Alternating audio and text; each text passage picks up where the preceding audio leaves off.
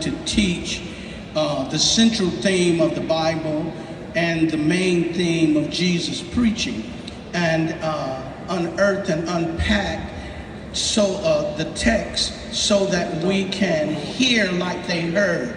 And that's so important, because I'm going to show and teach the results of broaching and approaching a text to make sure that you are critically reading out of the text, which is an exegesis, versus reading into a text, and teaching how you sniff a text until you smell it.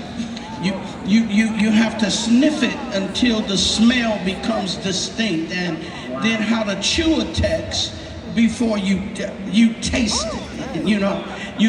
So you can distinguish what's happening in the biblical context. And Jesus' ministry took place during Second Temple Judaism, and he talked about the kingdom of God.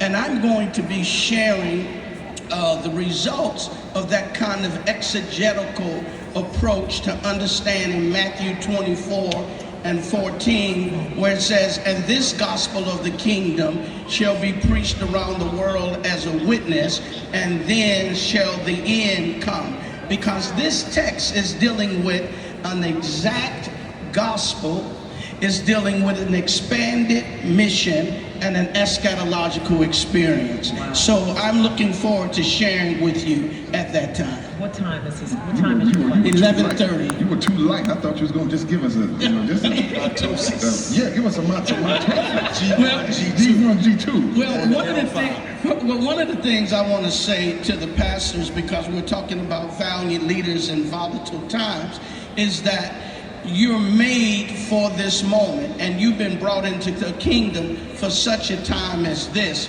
And when I say you're made for this moment, I'm pulling from the text in Genesis 2:7, where it says, "Vayashir Yahweh Elohim Ethafar Hamin Adamah," which says, "And God formed man from the dust of the earth." That word Yatsir means to form with something in mind, never to change. I want you to know God never changes his mind about you. No matter what you go through, no matter what your failures, no matter what your victories were, God never changes his mind about you. You have a fixed call. The calling and the gifts of God are immutable. And so you were built for such a time as this. And I'm going to teach about the kingdom and the power of God that's available to you when you understand who you are. Well,